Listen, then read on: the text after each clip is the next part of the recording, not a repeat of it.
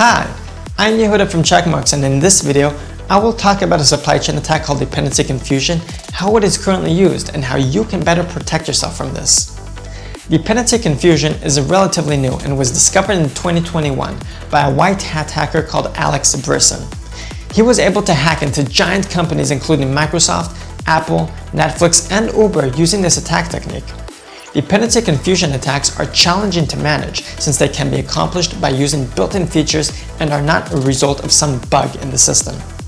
So what is dependency confusion? When developing their own software, many times organizations will combine the use of their own internal software packages with other external public packages. Those packages could be from diverse sources such as NPM. So for example, we have here an organization that uses various internal packages, one of which is called My Company Utils. They also use multiple external packages such as React. During development, when a developer needs to integrate these packages into a program, that developer's workstation will rely on an artifact server, which will fetch the package required for the program to work as expected.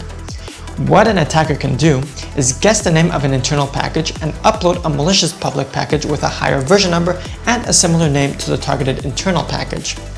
In this example, the attacker is guessing that there is a package called My Company Utils and registers that name on NPM. When a developer's artifact server queries a package manager, it usually searches for the latest package version to install. Once that attacker registers the malicious package on NPM with the same name as My Company Utils, but with a higher version number, the artifact server will fetch that supposedly latest version and serve it to the developer's workstation and into the codebase. This is a very popular attack and quite easy to perform as there are many ways to guess internal package names. In one case, we detected an attacker called NeverSummer69 who published over 400 malicious packages.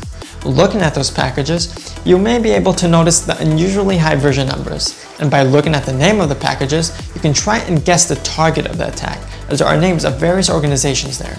If any artifact server from those companies fetched any of those packages, during the package installation, the package would automatically try to steal the SSH keys and send them to a server controlled by the attacker. In this example, the attacker was using the DNS server as a method to beacon out, because DNS traffic is often allowed for a controlled environment.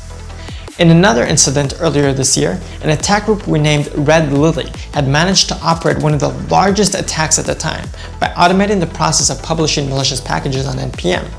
Red Lily had been able to publish over 1,500 packages within weeks using their system, and dependency confusion was one of the techniques used by Red Lily to compromise their targets. Many of the attack group's packages specifically targeted the Azure NPM scope. The attack group extracted the package names and altered their names, erasing the scope part, which is the @Azure/ in this instance, and replacing it with a similar string such as Azure-, in an effort to publish none-taken packages under scopeless similar package names. So what can you do about this? Microsoft released a document I recommend you check out, describing more in depth various methods in which you can mitigate this risk. One measure you can take is to register the internal package names in the relevant package manager with a low version number. For example, if you wrote a JavaScript package for internal use using the name My Company Utils, you could register a placeholder package under that same name on NPM with a lower version number than the internal package.